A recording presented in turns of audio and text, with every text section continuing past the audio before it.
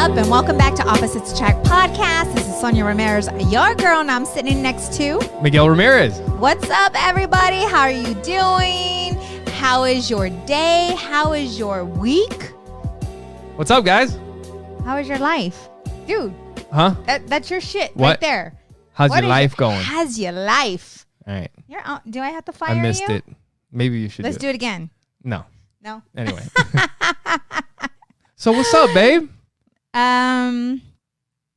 I said, you know why I said that, right? There's a whole lot. Yeah, because you want to irritate me. Because every time. Last time she told me not to ask her what's up. Don't ask me what's up. Just like, let's roll with it. Let's just go with it. What's up, babe? What's up, babe? Jeez. Anyways, I got lots of fun stuff, good stuff to talk about. And what is so hilarious is that I was reading your list. Yeah. I was reading your list and I'm like, what the fuck? And then I look at my list and I'm like, okay, we are totally different. He has just a list of boring shit. Yeah. But I make it funny. You do make it funny. And mine is all like spiritual and you started crying reading your own list. Oh, shut up. I did not. Though I am going to get very sentimental reading my list. Here we go. Here we go. You know why? Because I just realized, not just realized, but our kids are good kids. Are getting big. They are. Like they are. My baby is 8. Did it? Yeah. And I was in the office just closing some things up, and I hear our daughter washing dishes. Yeah. She wasn't complaining like I asked her once. She's like, okay, mommy. But I'm sitting here and I'm listening to her wash dishes. Yeah. You know, she does her own laundry now. And then listening to our son and how he's developing because he's talking about his likes, what he wants into, to do, the music he into. likes. Yes. Like he likes his music. Yes, like they're turning into their own little person. Yeah. You know, they're developing their own personality and their likes and their dislikes. And it's sad. Put it. That was me. That was you. This is actually Sonja crying that I recorded. I'm just kidding. I was thinking to myself, like, it's pretty cool. Like, I have a little helper. So I was like going there and then I'm like, oh, it's sad. Yeah. It's freaking sad. You know what? That reminds, like earlier today, we were working on the little ebook, the booklet, whatever the hell you want to call it. But we were working on the parenting section. And there was something, I think you got it in, somebody sent it to you like in an instant message or something on Facebook. But I remember the gist, like it was a long thing. And it was but pretty much the gist of it was there will come a day when you wash your daughter's hair for the last time. Yes. When you will comb her hair for the last time. Yes. And you may not even know that it's the last time when it's happening. Yes. That's freaking sad. But it happens. It's happening to somebody right now. Yeah. You know, so that's something that we were writing in the ebook about. Well, we talk about it, like being present. Being present and paying attention to the kids, enjoy them while they're little. Yes. Because, man, they grow so fast. And before you know it, you're washing their hair for the last time. Yeah. And then my little daughter, my baby, I'm getting ready for the podcast. And I was about to do my hair. And I pulled it back, and I was going to throw it up. How I normally wear it on the podcast, either that or down. And I pulled it back and she's like, Mom, why don't you wear your hair in a ponytail? And I'm like, because I feel so uncomfortable because I'm used to, sorry, I know that's going to annoy the shit out of you. Stop banging the damn mic. It's like, because I don't know, like my hair doesn't make me, but I just feel there's so much of it. I almost feel sometimes that I hide behind my hair. You know how some women hide behind their makeup or just maybe you don't because you're not a woman, but there's something. There's something. I said, yeah. That us women like I knew what the fuck I was talking hide about. behind, whether I know exactly what you mean. Makeup, hair, it's something, and mine is my hair. Like that's something that people know me. It's almost like my hair identifies who I am. Yeah. Like walking around in the store with a mask. And I have a mask and sunglasses, these huge sunglasses on. And then one of my clients is like, Sonja? Yeah. And I look and I'm like, how did you recognize me? She said, your hair, And so I've never wear it back. I never wear it back. I don't.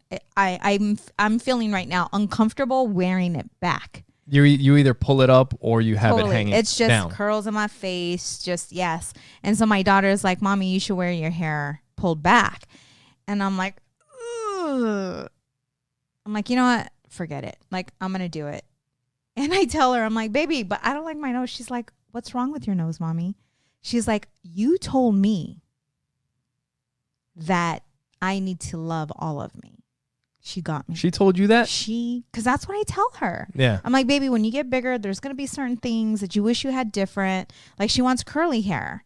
She has straight hair. Yeah. It's like us women always want what we don't have. Yep. So leading by example, I did it. She's like, Mommy, I like it. I'm like, okay. Like, who gives a shit? Yeah. You know what I'm saying? Whatever. Yeah. Anyways. She called me out. Mommy, you said, yeah, to funny. Love all of me. She's using your own tricks against you. She totally is. She is. She's a smart little girl. Yeah. Smart little girl. So we had a guest yesterday show up, not a really good friend. And it was so good to see her. Yeah. It was very good to see her. And we're at very similar stages in our life. We're at a phase, breakthrough stage. It's a breakthrough, like just being where at a place in your life where you're just full of gratitude. You're full of appreciation for the lessons that you've learned, the challenges that you've gone through, and you see your growth. She's a single mom. She's been through a lot of things. And she felt like she was drowning at one point. And I met her through, my cousin Leo. And she was telling me, you tell me, you never know who you touch. You never know who you bless. Like, you just never know. And she was telling me how I have inspired her. But she has inspired me in the same way that I have inspired her. And it so happened that we are at a very similar stage in our life. And we're sitting back there talking about our journey and how grateful we are. And we both start to tear up. And then this jerk walks outside. Hey. You guys want something to drink? Yeah. And you're like, babe, you're sweating. And I'm like, I'm not sweating. I was having a moment with Veronica and you walked out. Dude, it's like 100. It's like 110 and you guys are sitting outside. I'm like, what's up, Mexicans? Yeah. What are you guys doing out here? There's freaking AC in the house. But it was nice outside. It wasn't that hot. And anyways, after the Dos Equis and the pool, we were chilling. We were good. I go outside and they got music playing. You're stupid. No. They're like, what are you doing? Hey, you want a Dos Equis? Veronica, you have my permission to kick his butt. So today she had sent me a text message and it said, and then it happens. One day you wake up and you're in this place. You're in this place where everything feels right. Your heart is calm. Your soul is lit. Your thoughts are positive. Your vision is clear. You're at peace. At peace with where you've been. At peace with what you've been through. And at peace with where you're headed. Yeah. And I'm like, that's it. Like, that's exactly where we are. Right? Yeah, true. Like, that's true. You and I. Like, and hurt. Like, it's where we are right now.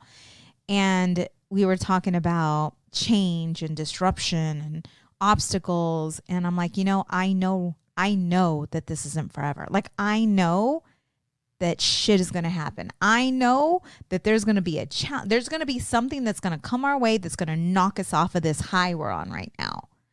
But I'm okay with that. Like, I'm excited for change. I'm excited for the struggle, the challenges, because that's how we're going to grow. Like, that's how we grow. So I'm like, okay, what's next? Yeah. Like, what's next? Because I'm ready for it. Like, I am so ready for it. It's so funny that you talk about this, because just earlier today, I was watching this video. It's like a 2-minute video from Jocko. And it's like, it's exactly what you're talking about, but you can imagine how he puts it. He was talking about pretty much like when he is in his element, when he is doing what he loves. Yeah. I don't know if it's the same thing, but I guess, I mean, I don't know if it's, but he was talking about like tasting blood. He's like, I haven't tasted blood, he's like, but when I do, pretty much it's like when somebody is this is Miguel's personal development. This is the thing. Tasting blood. Shut up, babe. No, he was talking about how when somebody betrays him or his team, or they're trying to hurt them, when they're trying to take advantage of them, or when something like that, when he needs to act, is when he feels, he's like, this is what I was meant to be doing. Okay. Like when he's put in a certain situation. When he's put in a certain situation, he feels this is why I'm here. Yeah. I'm here to protect. I'm here to defend. I mean, I guess that's different. It's different, but he was talking about like he's at peace.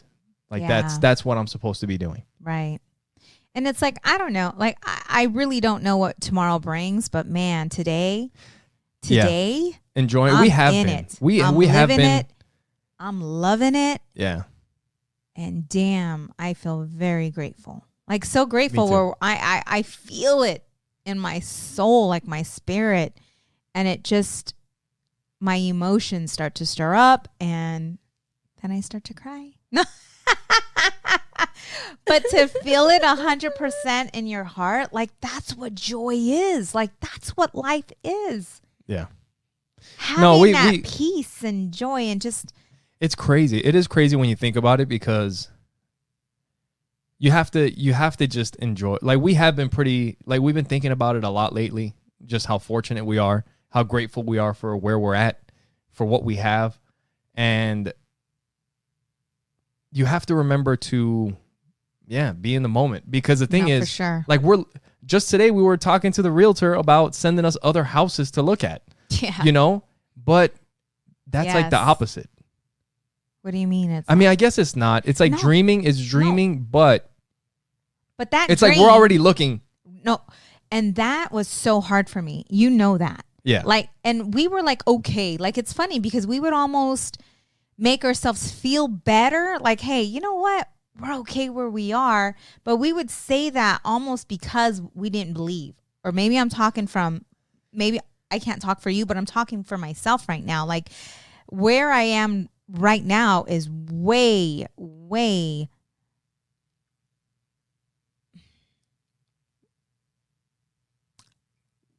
I don't know. I couldn't see myself where we are today in my past. I couldn't. I mean, I couldn't even imagine where we are today back then. But now that we are where we are today, it's like I can see us way ahead. Like I can dream. I can dream. I'm at that place where I believe that not only are we going to do better, but we're going to bring others. That's the point. That reach out to us. And I'm not okay having success alone. Like, I'm just not okay with that. I'm not okay with that, especially when I look around and I see so many other people struggling and hurting, and I'm not okay with that. So that's why, my sister, sister reached out. I was about to say that. Yeah, like my sister came over, my younger sister, and she reached out to me, and she's wanting this, and I'm so excited. We are so excited to show her the way, to mentor her, to coach her, and to give her the tools that we never had, but we got. Now, you know what I'm saying? Now that we know, it's like then we can share and we can help to bring others up, to share our success, to share our struggles, to share what we have today. And that's the thing, is that, like we've talked about before, people like helping people that help themselves. Yes.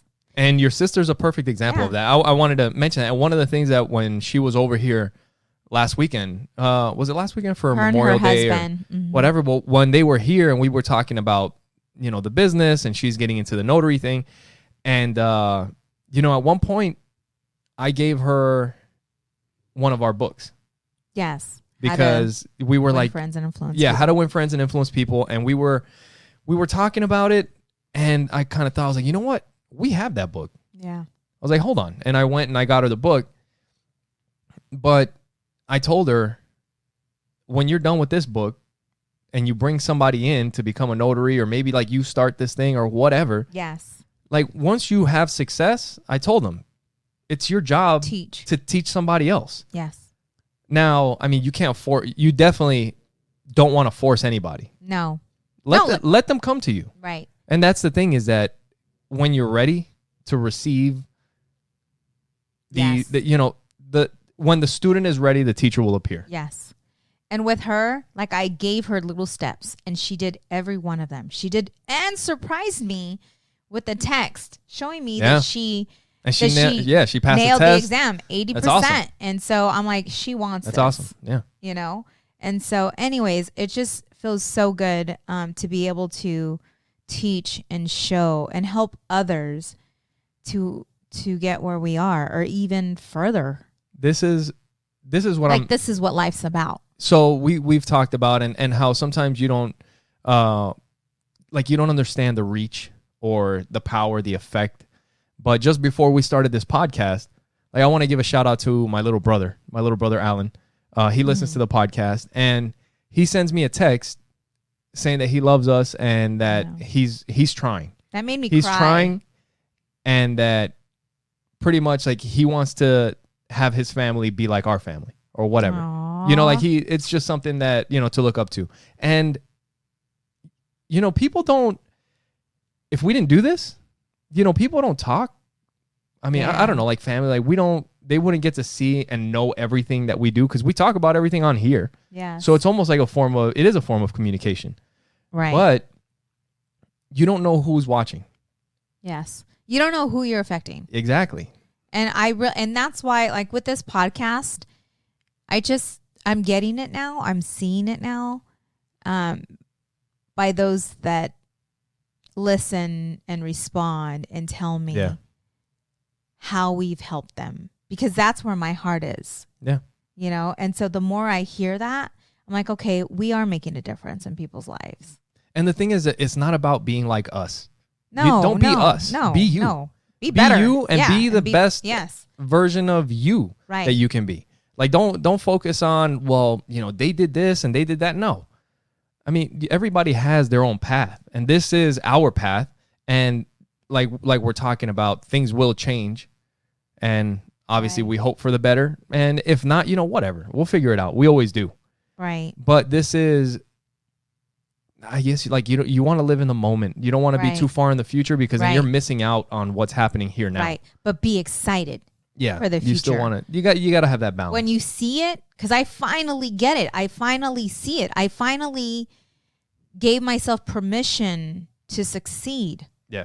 I finally believe that I am capable of being successful and not sabotaging my success. Yeah. But it took me, 12 years? because I sabotaged my success in Legal Shield. Yeah. Because I didn't feel that I deserved better. Mm-hmm. You know? My sister sent me a message, and it was after we had spoken with her. And she, it's from Daniel Cope. How do you pronounce the last name? Cope? Okay.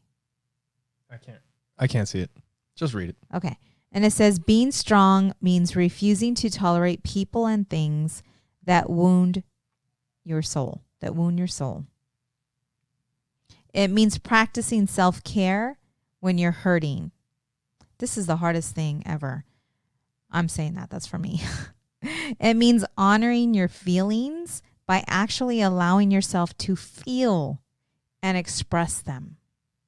It means treating yourself with compassion and kindness, even when you feel like you don't deserve any. It means doing what makes you happy and being with people who make you feel good. It means asking for help when the weight of the world has become too much.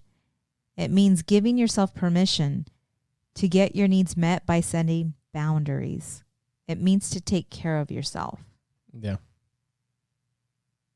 That's good. You know, because so many times we allow people to steal our dreams. Yeah. You know, yeah, it's true. We feel great, and then we pick up the phone or somebody calls us, and well, we've talked about it on here. We have. And I'm just so excited for her and her future.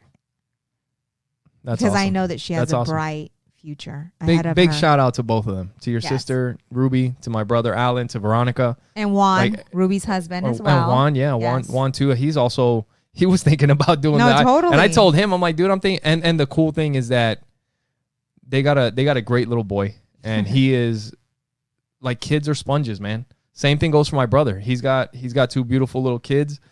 And I've said it so many times. You can say whatever you want, but they see what you're doing. Right. They see what you're doing. Yes. So you got to set that example. Yes. You know? Yes. So, but yeah, that book, we gave it to them. And if you guys want to pick up How to Win Friends and Influence People, you guys can go to Opposites Attract Pod or oppositesattractpodcast.com. And you can click on the Support the Show tab at the top, and it'll take you to our Amazon link. You can purchase any of those books or anything else that you want on Amazon. It doesn't cost you anything extra, and it also helps out the podcast. We get a couple nickels whenever you guys buy something. A couple nickels. And then you'll also see a link to Trust Inc. And Trust Inc. is? Trust Inc. We are a nationwide mobile notary agency. We do a lot of work with title companies and law firms as well, and individuals. So if you have a document that needs to be notarized, feel free to go to our website and hit us up. Nice. And you can also go directly to Trust Inc. by going to trustinkusa.com. Yes. And when you go to oppositesattractpod.com, you'll see all the links to our social media. You'll see our YouTube.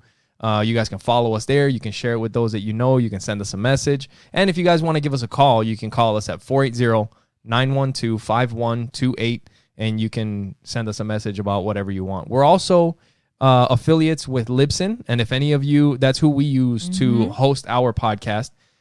And if you guys would like to start a podcast or you've thought about it, you'll get the rest of whatever month you sign up in for free, and then you'll get the next month for free, as long as you use the promo code OAP when you sign up. So there'll be a little space once you click sign up. There'll be a space for a promo code. You put in OAP for Opposites Attract Podcast, and they'll give you that deal. So, yeah. Yes. So what's happening, babe? Why are you asking me? Are you trying to get through my list first? Is that what you're trying to do? You know, no. I feel good. Do you? Even though I've been busting my butt lately, because I feel aligned. It's like you're doing what you're supposed to be doing. Well, what happened? I have not been taking time to personally reflect. Yeah.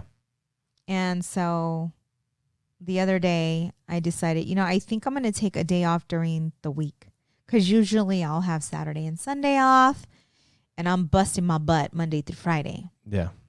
And I decided, during the week, it might be good just to take a day off to kind of just self-reflect and hang out with the kids, like not figuring out because I think I have it, but I need to be more present with it.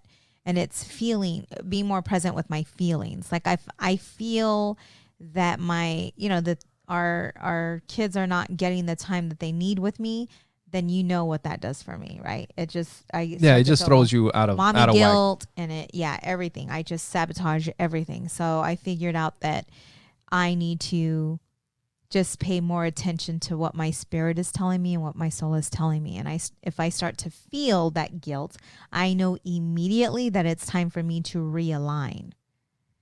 And so when I started to feel that way last week, I decided that it was time to take time off.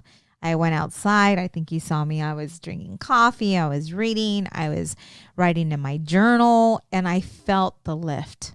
I took the kids to Hobby Lobby. We did some crafts, some painting, and then I went back, started working again. You know, so having that, a lot of people, it's very hard to find a balance. Really, there's no balance. You just have to be more aware with what you're feeling, how you're feeling, and know how to get yourself back in realignment, and just set a schedule to where it's going to benefit you and benefit the family, to where everything is feeling aligned. Yeah. So just like today, I took today off because it's the beginning of the month. Not so crazy. I can fill out most of the work. Took the kids to Hobby Lobby, made us breakfast, and just being able, us women are so focused on being perfect, and you can't be perfect. Not in every area of you can't be perfect in business. You can't be perfect, as a wife and as a mother and all those other responsibilities that we have. You just got to figure out a schedule and be in tune with who you are and what you're feeling in order to get that alignment. Yeah, so you can keep that balance. Right. Yeah. Yeah. No, that makes sense. That's something I was going to say. Like, I don't spend a lot of time reflecting or what, but I do. I do. Like, I do. I think about what, but I do think about all kinds of stuff. Like, I'm always thinking. You think about stuff when you're busy. I'm also, I'm always also thinking about like what's in the next. Shower, you're always thinking versus just thinking about, this water feels so I don't think I've no. maybe I've thought about that a couple times, but I'm always thinking about after the shower when I'm in the shower. See, it's like, and I'm trying not to do that.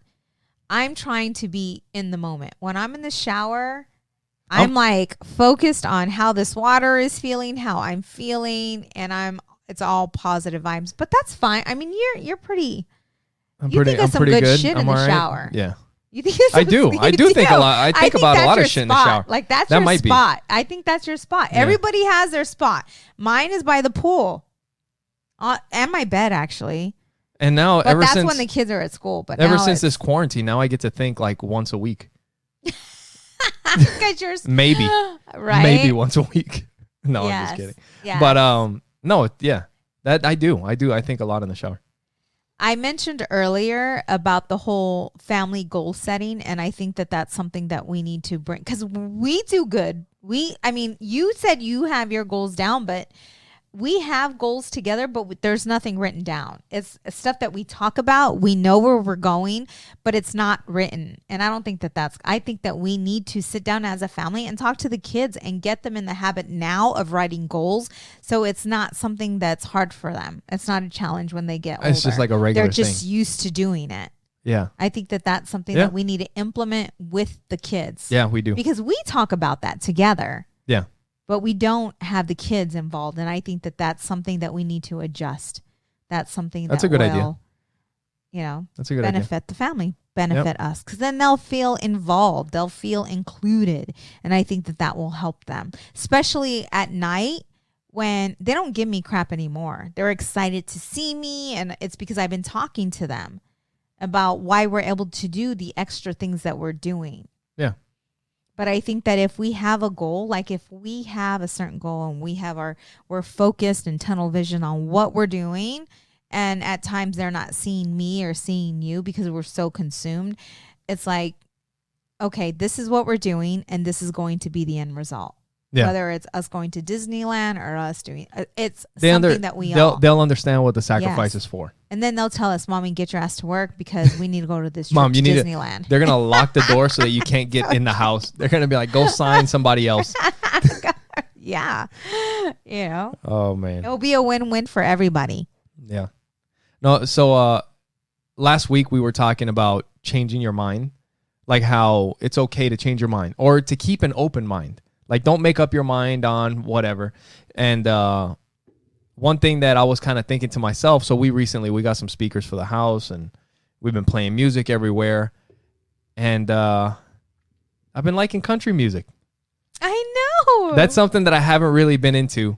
Dude, he used to talk shit all the time. Well, this is the thing, is that I didn't grow up listening to Me neither. freaking country. Like, I grew up listening to freaking straight up Spanish or rap music. Right. No, I get it.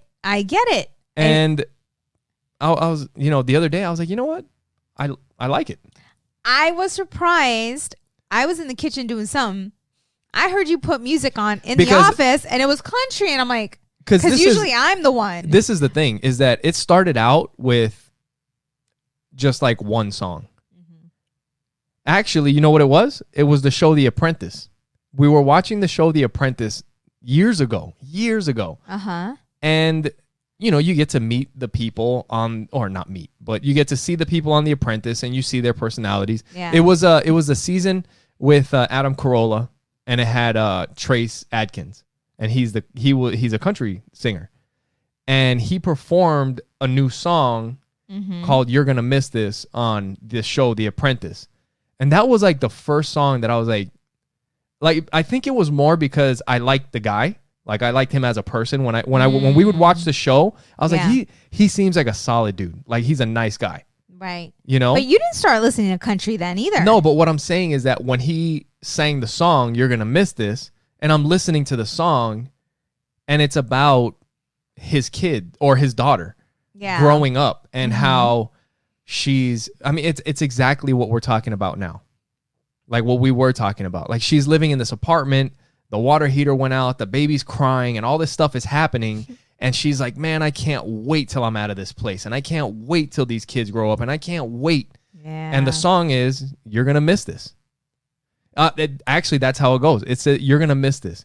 You're going to want this back. Okay. You're going to wish these days hadn't gone by so fast. Okay. That's what the song, that's the hook of the song. Yeah. And I was like, I like it.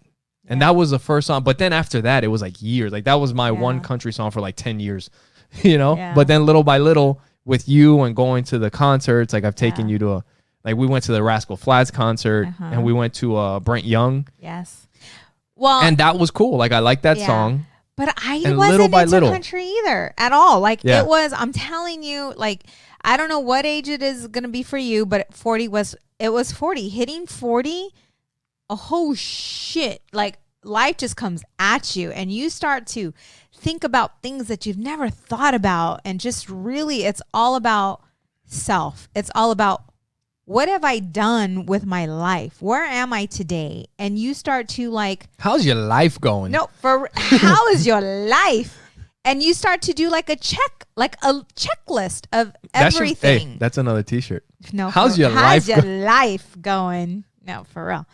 And everything just started to change for me. Yeah. And so I started liking country as well. And before, I remember when I would listen to it and you would go, wow, wow, like you would start. Oh, I still do that shit. He would say that it's just all sad, and my dog dies and my girlfriend leaves me. Lost my house. I lost my house. Yeah. But it's like when you get older, shit just changes. You're like, damn, I could relate to this shit.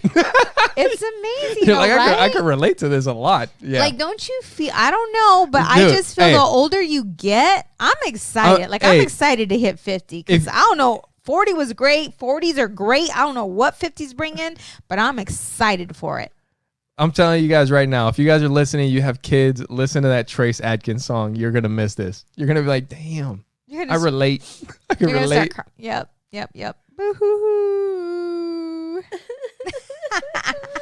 Oh man. But also another thing is that last week was Memorial Day. Yeah. Right? And obviously we talked about Memorial Day. But one thing that I think a lot of people, not a lot of people, veterans definitely understand. But a lot of people don't. It's just that they don't get it. They don't understand because they just don't know any different. And what these holidays are about. Right. You know, there is a day for veterans. We have a day. Actually, we have 2 days.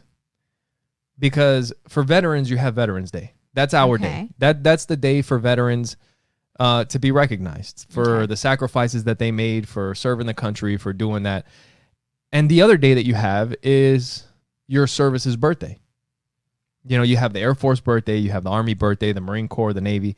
And usually those days are days when, you know, you kind of celebrate a little bit, or you take a little time to think about, you know, the history of the service that you were in. But those are what those days are for. And on Memorial Day, my mom had posted something about Memorial Day. And one of her friends, like I guess she knew that that I'm her son and that I was in the military. And she put a comment on her Memorial Day post saying, you know, thank you for your son's service, or tell your son thank you for his service, or something like that. Right. And, you know, it's like, thank you, you know, but that is not this is not my day. Yeah. Like Memorial Day is specifically for the people that sacrificed their lives, the people that gave everything. Right. You know, that's what that day is for. 4th of July is, you know, about remembering why our country was started, Independence Day.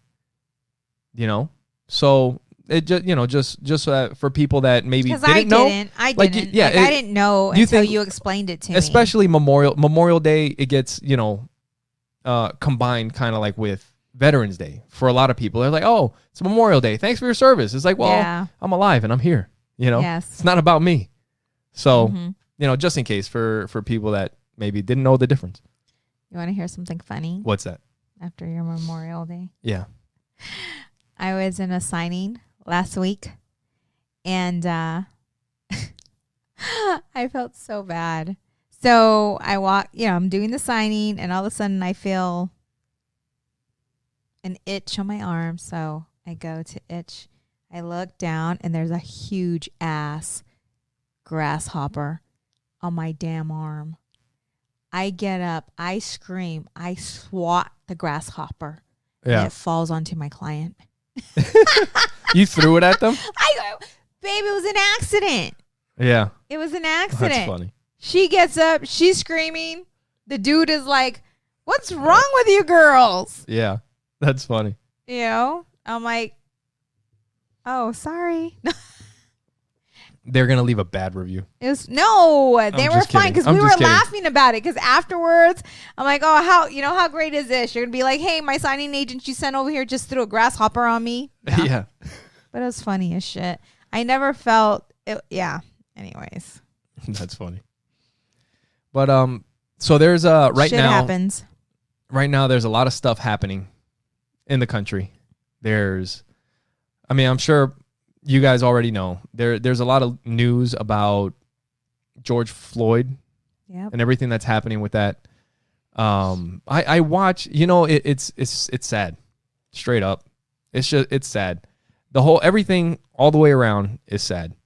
But one of the things that I found sad was like right in the beginning, because we don't watch a lot of news, and a lot of times the way that I see things is by either I hear them on a podcast, or maybe when I'm posting stuff for our podcast, or if I'm scrolling through Facebook or whatever, you see what's happening, what's going on in the country. And all of a sudden I see people posting stuff.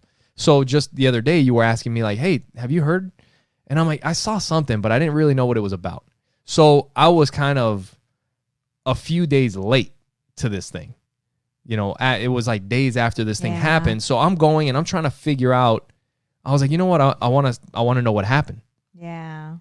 So I get on YouTube and I start scrolling through the video. Like I type in George Floyd, and now it's got, new developments, and like I'm like, I don't want to hear about the new developments. I want to hear what happened. I want to know what happened when it happened initially. Right. Like what was reported. Right. Because now if you look it up, all the videos are about the riots and everything, the protests and everything that's happening around the country. Yeah. And I'm like, I do want to know about that, but I want to know about what happened. Yeah. And when I'm scrolling through, it's sad because I have no clue what to watch or where to get the information. Or what's real. Because I don't trust any of those freaking people. None of them. Like, I don't know what the hell is going on. Isn't that sad? It is sad. That's so sad it's that sad. You can't depend on the news, on the media. You can't. What's real and what's fake. Because it's going to be a political thing. Like, I don't know. But that's something that we try to stay out of. Like, we just do. Yeah. But this is something, it is. It's just, it's heartbreaking. It's heartbreaking. When I watched that video. So for those of you that don't know, that maybe you're getting it from this podcast, George Floyd was a guy in Minnesota, and he was stopped by the police. I don't know I don't know all the details, but from what I heard, there was something about fraud with a check or whatever. Yeah. And then the police showed up and they pulled him out of his car and they restrained him. And I didn't really see him fighting in any of the videos or anything. No. Yeah. But one of the cops had his knee on his neck, on George Floyd's neck, while he's laying face down on the ground. Right. And there was two other officers that were kind of dealing with the lower part of his body. And this other officer's got his knee on his neck, and George Floyd is telling him that he can't breathe and to get off. And but he's not being aggressive. He's not being aggressive at all. He can't. He's got a 200 plus pound dude with his knee and all his weight on his neck. Right. And you got two other guys on your legs. Yeah. And eventually he ended up passing out and he ended up dying from complications of that. I don't know. I don't know exactly, but so it's just, it's jacked up all the way around. Like whether there was fraud, whether it had something to do with a check, like you don't deserve to die based on that. Okay. Like, okay, maybe you did something wrong. You're supposed to go to court, but you don't deserve to die because of that. Yeah. And the police officer was wrong, but at the same time, man, cops have it. They have it tough. It's hard. It's a hard job. And they don't get the training that they need. Well, that's something when you were talking to me about that. It's the truth. I don't understand why that is not something that is required. Like jiu-jitsu, I don't either. You're talking about that. Like, yeah, these police officers, I used to work for a law firm, and I used to represent Peoria Police Department. And I was really good friends with some of the police officers. And I would be the one lining up the witnesses, doing the trials, the trial briefs, all that stuff. And I had no idea. I just assumed that these police officers would get the training that they needed. Yeah. Yeah. But they don't. They don't. And, there's a race thing, there's a race element because it was a white cop that was on his neck, and then, George Floyd was a black guy. And now there's riots based off of all this stuff. And I'm just, I can't imagine being that cop. Right. But at the same time, like, the police department needs to train its people better, because this is something, I know, or I've listened to a lot of jiu-jitsu stuff, and there's Henry Gracie from the Gracie family, and he talks about, they do trainings for police, specifically for police. And if you don't have that type of training, if something escalates, you have no other options but pulling out your nightstick, pulling out your pepper spray, pulling out your taser, or pulling out your gun. Right. Yeah.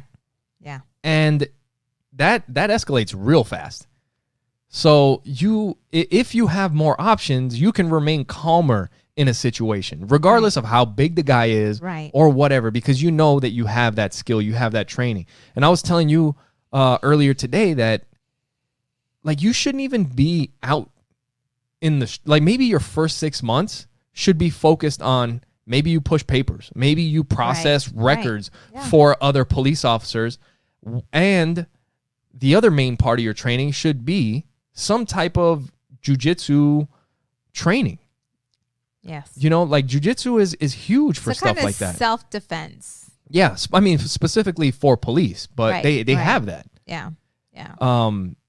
But the other thing is, I mean, not to go bad on cops. There's a lot of great cops, and I can't imagine having that job. Right. You know, where you pull up to a car and like, from what I've heard, that is the scariest thing in the world for police officers. Like, it's hard to speak on it because we are not police officers. No.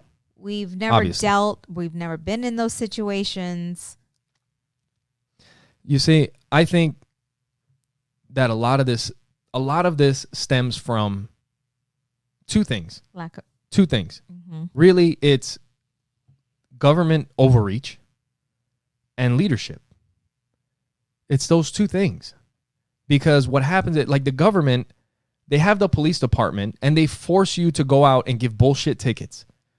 Like, I was listening to this video from Henry Gracie, and he's got another guy on there. They're talking about what happened with George Floyd. And this police officer was saying, I felt like I was just bugging people all the time. I felt like I was just bothering people. And that's fucking what it is. You're collecting money for the state. That's what you're doing. You're giving tickets and collecting money. I mean, the truth is, a lot of times when something goes down, when something happens, the police are not there.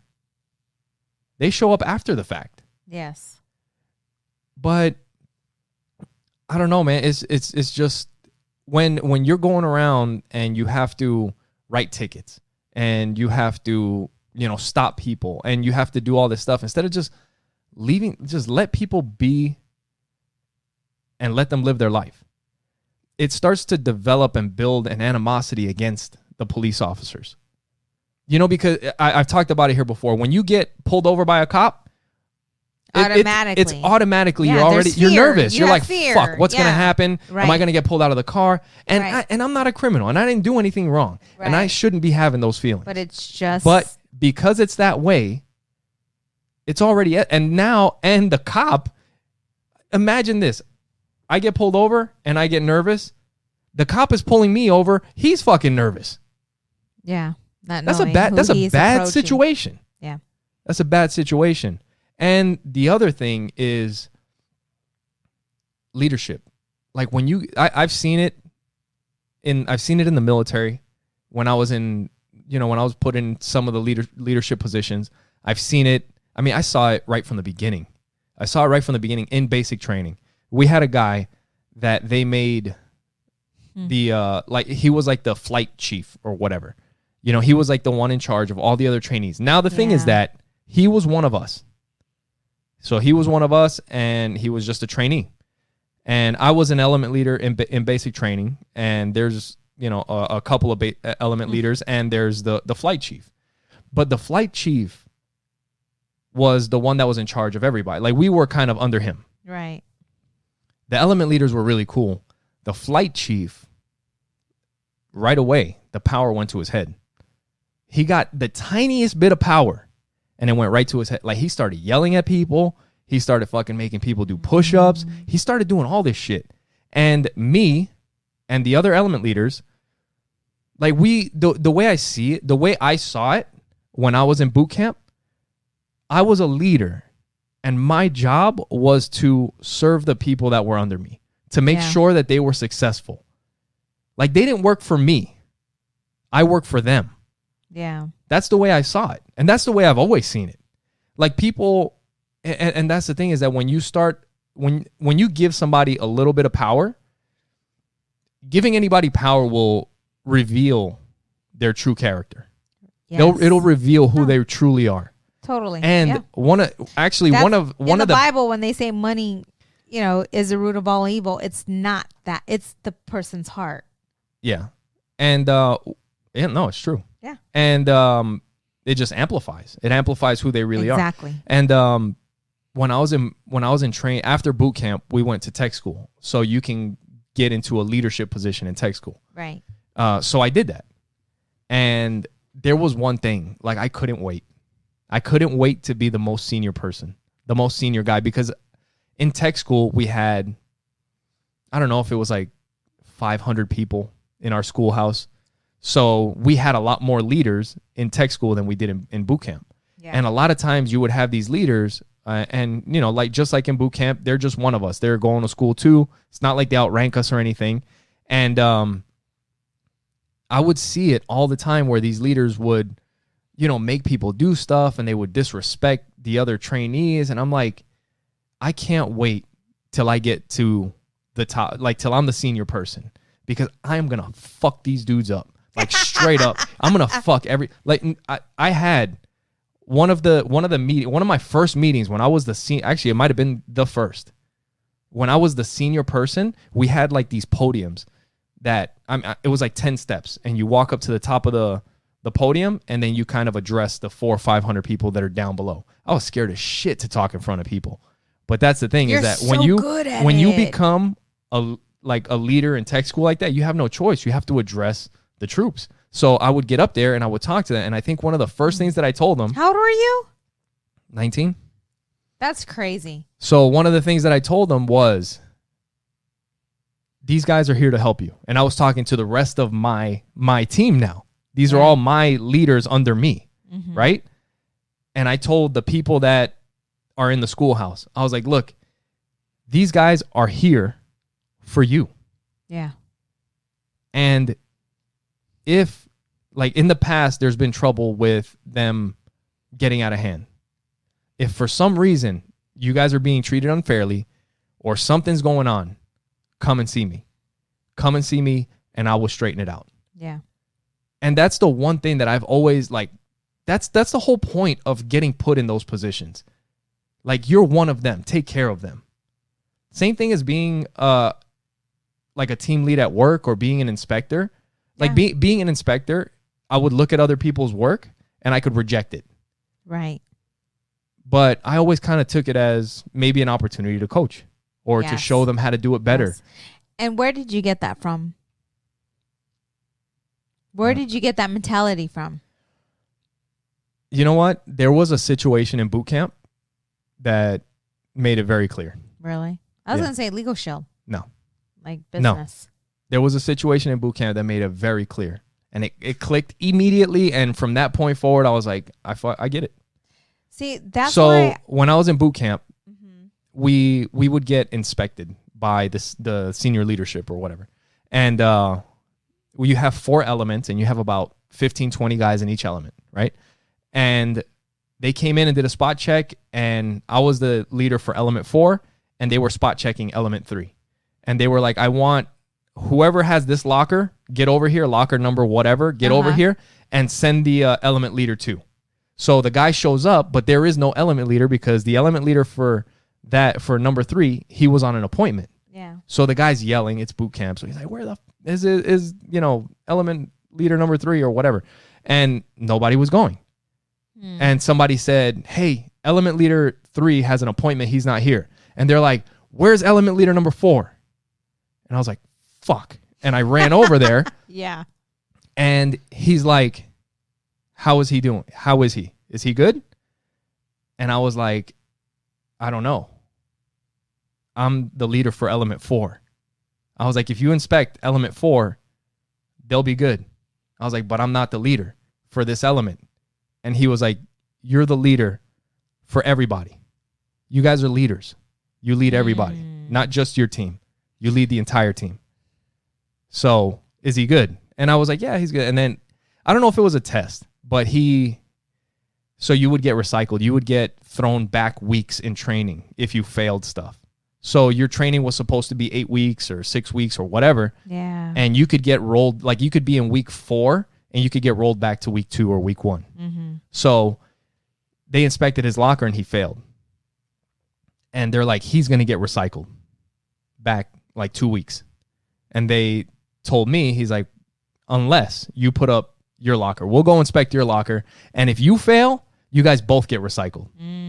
But if you pass, he can stay. Okay. And I was like, fuck it, let's do it. And I passed. And he's like, you got lucky. And he told the guy, he's like, he saved your ass. Yeah. He's like, keep your shit straight. See, but from that point forward, I was like, you know what? It's everybody. Yeah. Like, I just got to make sure that I take care of everybody. Yep. It all starts from the top. Real quick. I used to make the guys, we would go through lockers because that was a big thing. We would go through the lockers. They had to be squared away in a way. It's fucking ridiculous. Like your t-shirts, your undershirts had to be folded into a 6-inch square. Like they would measure them. They would take the ends of the t-shirts and like we would fold the t-shirt into a 6-inch square and we would put it in a binder.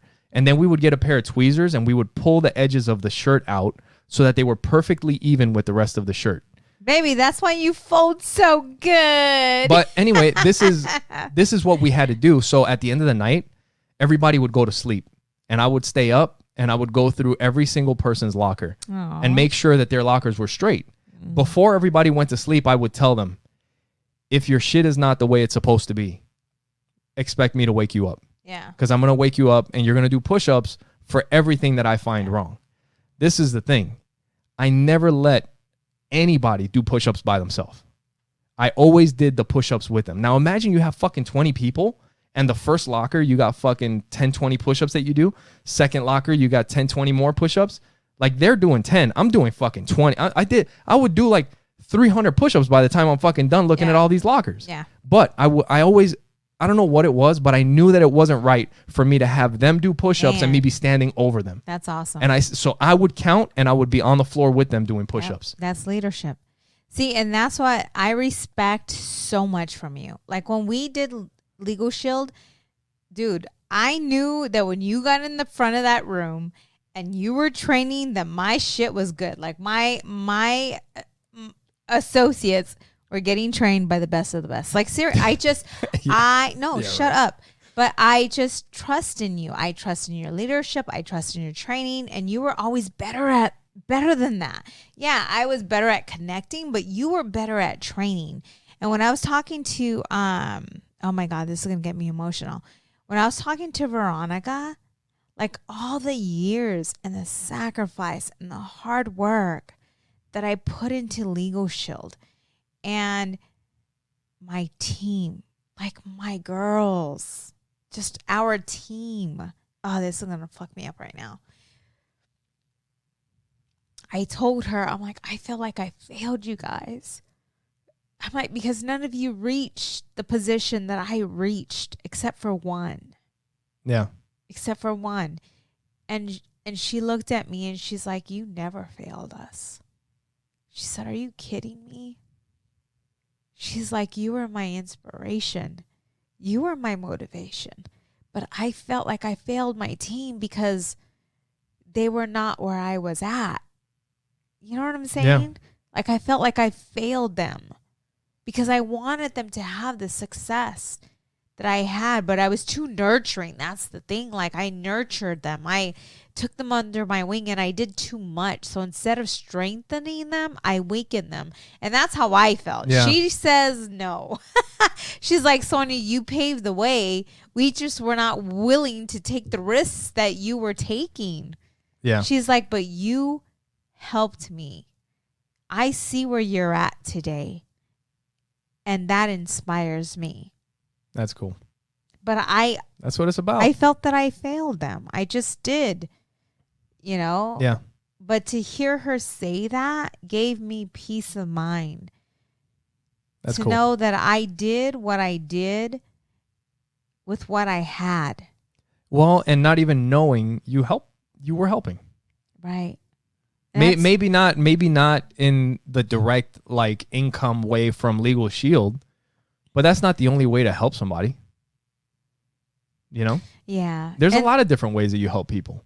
That's true. And with women, like we're so nurturing that we want to give it. Like we just freely give it.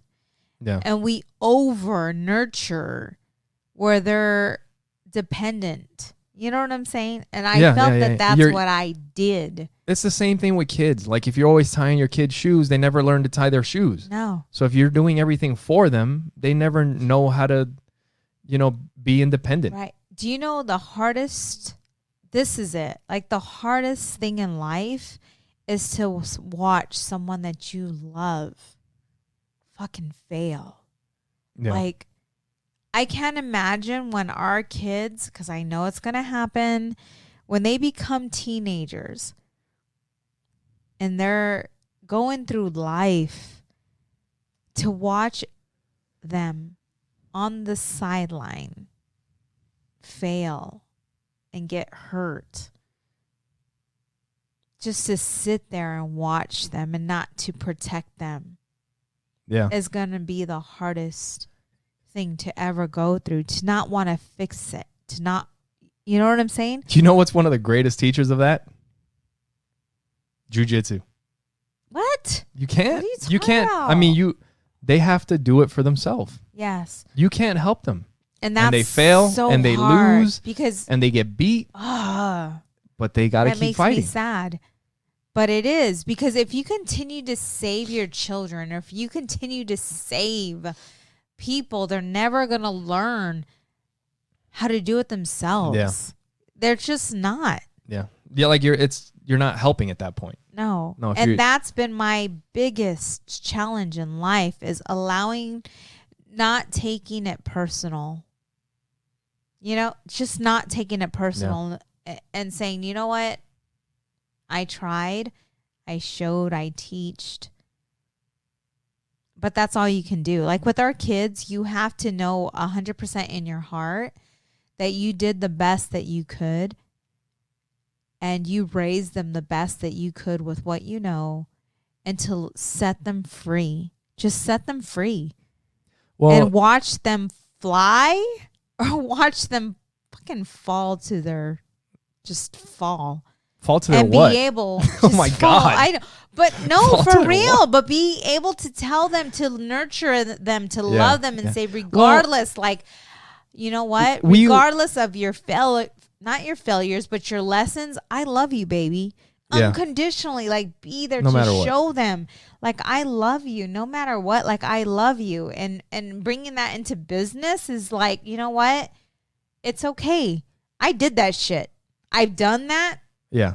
I hit to where I felt that I would not get back up, but I did. And that's why I am where I am, because you and I have failed.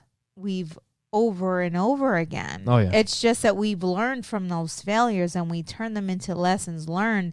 And that's why where we are where we are, and not that we're perfect, that we are imperfect. And that's with but kids. We just learned from our imperfections. With when we had Sandy, episode 48. Semino. When we had Sandy Semino on the podcast, she was talking about nice job, babe. Thanks. She was talking about letting your kids fail while they're with you.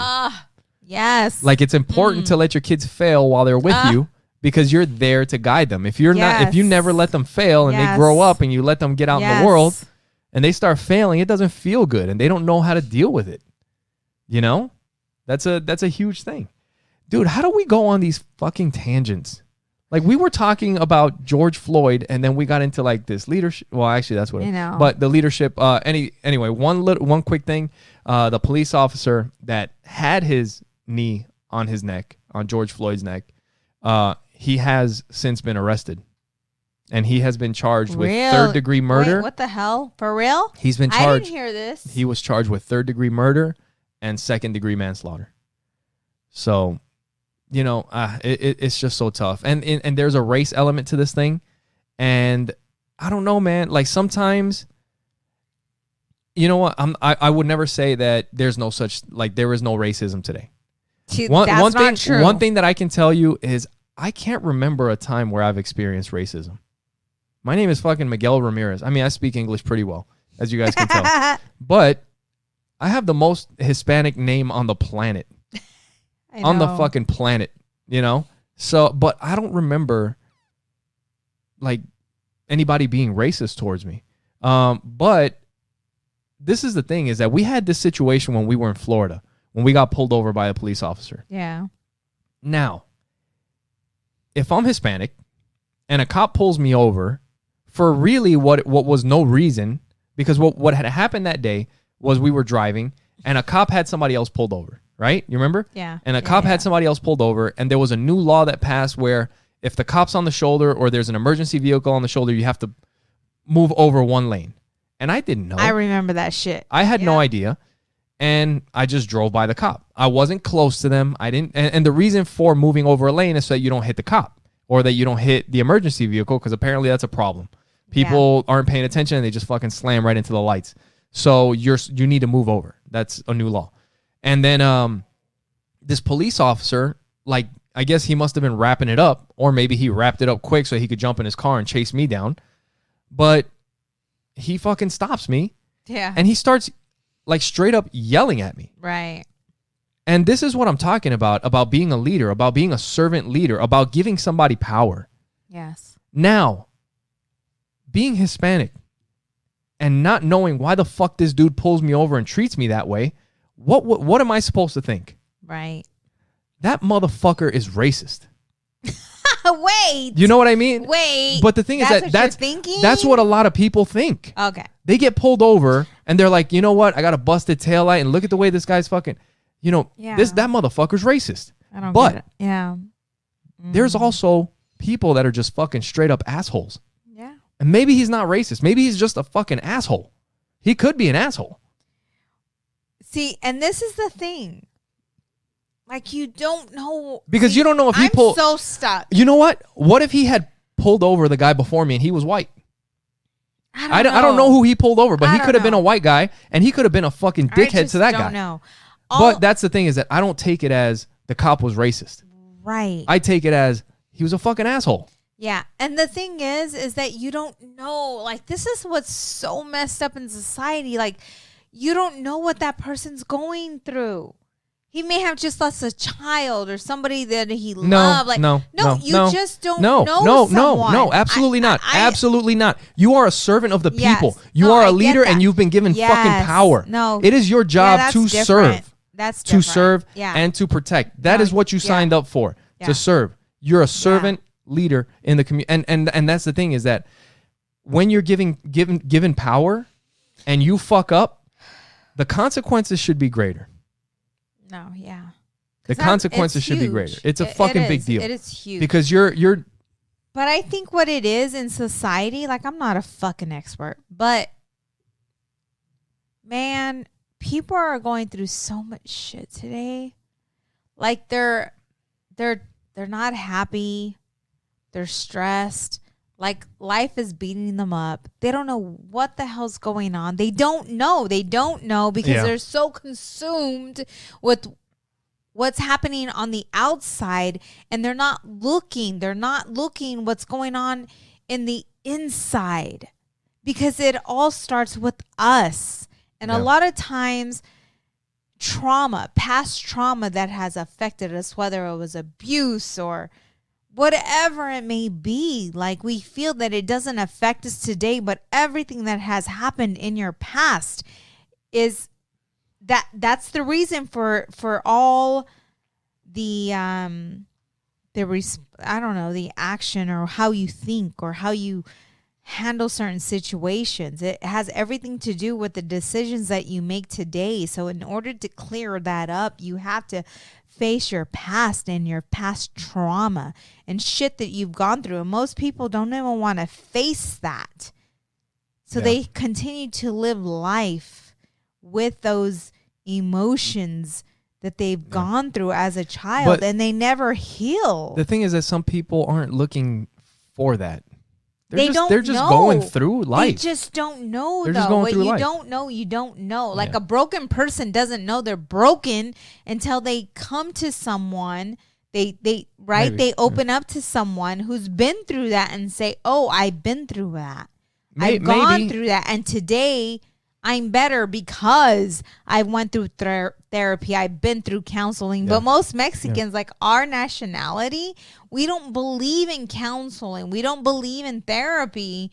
We don't believe in that. Therapy is like getting beers and hanging around a what's campfire, wrong with you? putting on some music and crying. Why do you need therapy? Only crazy people need therapy. No. But the truth is that most of us that have been through trauma need therapy in order to heal and to live the life that God made us to live. Like, you got to go through these things in order to grow. Yeah. And some people are assholes. So but there's they're your assholes opposites for attract. a reason. Yeah, and they'll be assholes their whole life sometimes. No, I'm not saying I'm saying some people change. Some people no, that's not true. Some people no, it's not true. Bed. It's not. Once you're on your deathbed, what if you get shot? You still have. You've been an asshole your whole life and you never changed. You still have that fucking moment, huh? Whether it's 30 seconds of you dying and your life is just coming through. You're making shit up. Sometimes it doesn't work that way. Fuck, I don't know. Sometimes you just die. I don't know. You get in a car accident and you're gone like that. And you were just an asshole your whole life. That sucks. Oh, that's so sad. But we don't want to end it on that. No, one thing that I do want to say before we get out of here, I hope people don't take this wrong. Like, cops have an incredibly hard job. Yeah. It's a job that I couldn't do.